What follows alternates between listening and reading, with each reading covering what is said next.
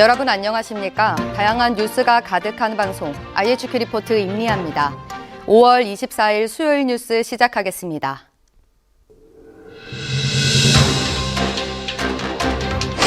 정부와 여당이 불법 시위 전력이 있는 단체에 대해 집회나 시위 개최 계획을 신고할 경우 이를 허가하지 않는 방안을 검토하기로 했습니다. 최근 민노총 건설노조의 1박 2일 노숙 집회를 겨냥한 겁니다. 오늘 오전 경찰이 박지원 전 국정원장과 서훈 전 국가안보실장에 대해 압수수색을 실시했습니다. 박 전 원장과 서 전 실장은 자신의 측근들을 국가안보전략연구원에 취업하도록 청탁한 의혹을 받고 있습니다.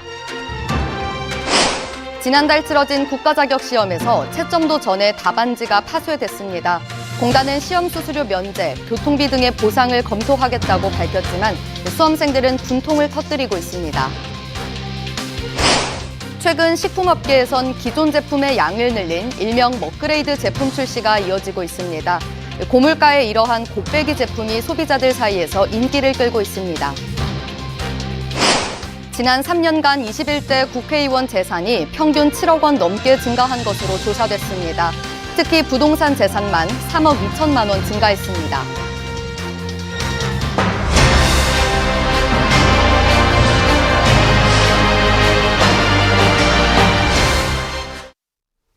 정부와 여당이 불법 시위 전력이 있는 단체에 대해 집회나 시위 개최 계획을 신고할 경우 이를 허가하지 않는 방안을 검토하기로 했습니다.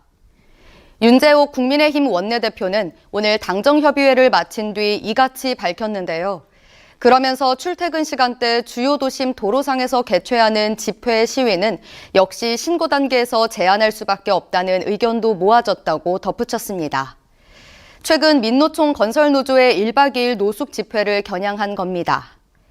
다만 윤 원내대표는 불법 전력이 있다고 해서 무조건 금지하거나 제한하는 것은 아니다라며 집회 시간이나 장소, 준비 상황 등을 종합적으로 보고 직접적으로 위협을 끼칠 것이 명백한 경우에 제한하겠다는 취지라고 설명했습니다. 또 소음과 관련해선 사생활 평온을 침해하는 유형의 소음도 규제에 포함시켜야 되지 않냐는 의견들도 있었다며 소음 기준을 5에서 10데시벨 정도 강화하는 안을 야당과 논의하기로 했다고 말했습니다.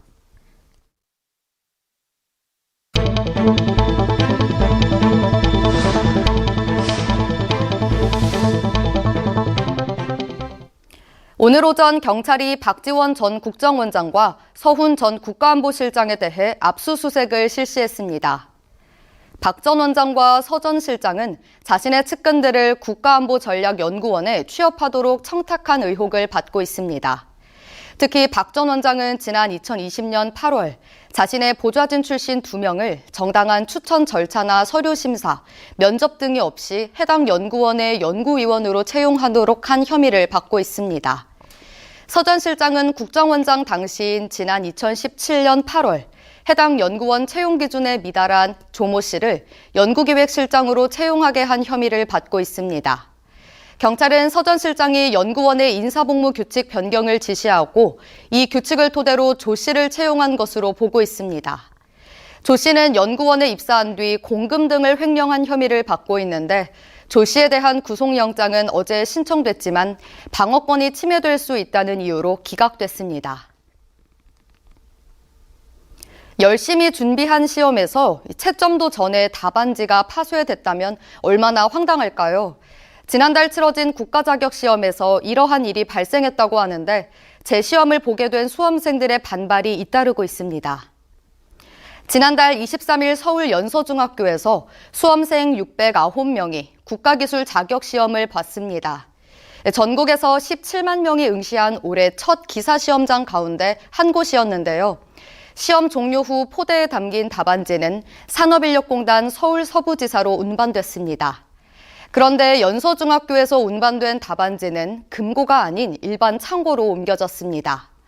시험 다음 날 금고에 보관된 답안지는 채점센터인 본부로 옮겨졌지만 창고에 보관된 답안지 609장은 누락됐고 결국 남은 문제지와 함께 파쇄됐습니다.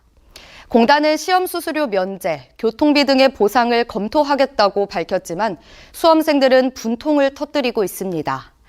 온라인 커뮤니티에는 시험을 치른 지 한 달도 넘었는데 다시 공부해야 하는 상황이라며 정신적인 고통은 어떻게 보상받냐는 등의 반응이 잇따르고 있습니다.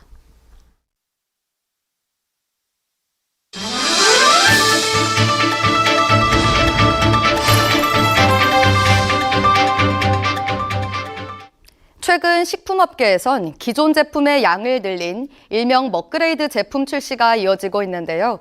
이러한 곱빼기 제품이 소비자들 사이에서 인기를 끌고 있습니다. 먼저 굽네 치킨은 최근 1.5마리 치킨 메뉴를 선보였는데 출시 한 달여 만에 15만 개가 판매됐다고 합니다. 누리꾼들은 한 마리로는 부족하고 두 마리는 많아서 고민됐는데 너무 좋다는 긍정적인 반응을 보였습니다.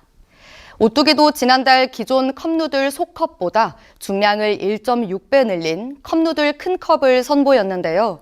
이는 SNS를 통해 소비자들의 의견을 반영해 나온 제품입니다. 커피 프랜차이즈 브랜드 블루샥도 아이스 음료 메뉴를 대상으로 대용량 사이즈를 선보였습니다. 고물가로 지갑이 얇아진 소비자들이 대용량 제품에 눈길을 돌리자 업계에서도 잇따라 곱빼기 제품을 내놓는 겁니다. 곱빼기 제품은 한 개만 구입하기엔 양이 적지만 두 개는 부담스러운 소비자의 심리를 정확히 파악해 만족감을 높인다는 평가를 받고 있습니다. 김남국 의원의 수십억 원 코인 보유 논란으로 많은 국민들이 큰 허탈감을 느꼈죠. 그런데 지난 3년간 21대 국회의원 재산이 평균 7억 원 넘게 증가한 것으로 조사됐습니다. 경제정의실천 시민연합은 국회의원 재산 신고 내역을 분석한 결과 1인당 평균 재산 총액이 34억 8천만 원이었다고 밝혔습니다. 이는 21대 국회가 출범했던 3년 전보다 7억 3천만 원 늘어난 수준인데요. 특히 부동산 재산만 3억 2천만 원 증가했습니다. 정당별로는 더불어민주당 의원들의 부동산 재산이 11억 2천만 원에서 13억 8천만 원으로 2억 6천만 원 가량이 늘었습니다. 또 국민의힘 의원들의 부동산 재산이 22억 3천만 원에서 28억 3천만 원으로 6억 원 가량 불었습니다. 부동산 재산 증가폭이 가장 컸던 의원은 더불어민주당 박정 의원이었는데요.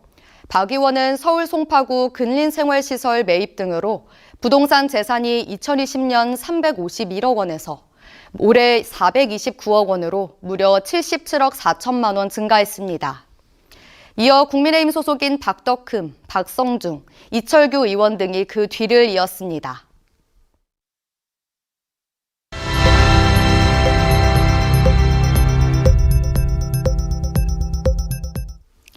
오늘 발사 예정이었던 누리호가 발사 2시간을 앞두고 무산됐습니다. 발사 준비 과정에서 설비를 제어하는 컴퓨터 간 통신 장애가 발생했기 때문인데요. 다만 누리호의 발사체 문제는 아닌 것으로 확인되면서 누리호는 기립 상태를 유지한 채 정밀 점검을 받을 예정입니다. 내일 발사일지에 대해선 오늘 시스템 문제 해결 여부에 달렸습니다. 걸그룹 피프티피프티의 히트곡 큐피드가 미국 빌보드 메인 차트에 9주 연속 진입했습니다. 현지 시간으로 지난 23일 빌보드가 공개한 핫 100에서 큐피드는 전주보다 한 단계 하락한 18위에 이름을 올렸는데요. 빌보드 글로벌에서는 전주보다 한 계단 올라 1위를 기록했습니다. K-팝 그룹이 해당 차트의 정상을 차지한 건 방탄소년단과 블랙핑크에 이어 세 번째입니다.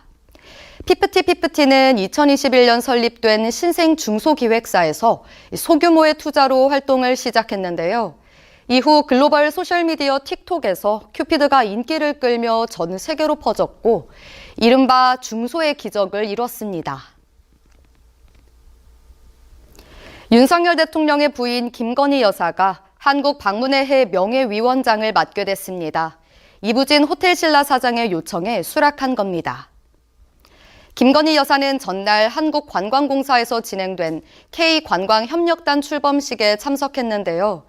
이 자리에서 이부진 위원장은 김 여사에게 명예위원장을 맡아 한국 방문의 해 성공과 K관광협력단 활동의 든든한 후원자가 되어달라고 요청했습니다.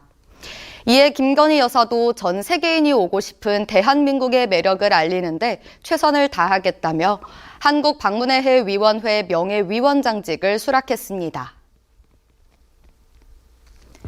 이어서 날씨입니다.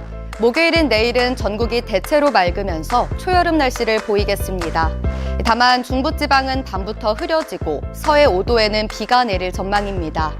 오전 기온은 춘천 13도, 서울, 대전, 대구가 15도, 제주도 17도로 예상됩니다. 오늘 준비된 뉴스는 여기까지입니다. 수요일 IHQ 리포트 마칩니다. 저희는 내일 저녁 5시에 다시 찾아뵙겠습니다. 시청해주신 여러분 고맙습니다.